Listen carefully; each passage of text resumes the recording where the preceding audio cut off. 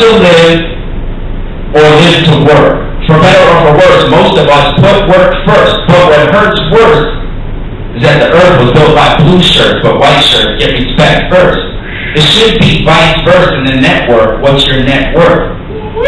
Evenly disperse the paychecks and the perks, and whoever gets first is whoever knows how to network, and the experts do less work while the rest work till they're back and their necks hurt.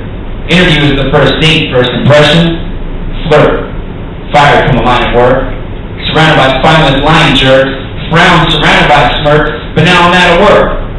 Working hard or hardly working? This is hard. It's not working, hardly works, and it's hurting. Looking for a job in a city where jobs high, all-time jobless high, national debt is colossal size. A need to eat and stay alive collides with human pride. War is prophesied, but even the prophets lie. And still, jobs hide behind curtains of diversions. I'm nervous, working on the side. Haven't found a job so far. Only found the sound of jingling change inside an empty pocket. Listen close for the hot stock tip, just to get to the top quick. And that's it. Now get back in your cage.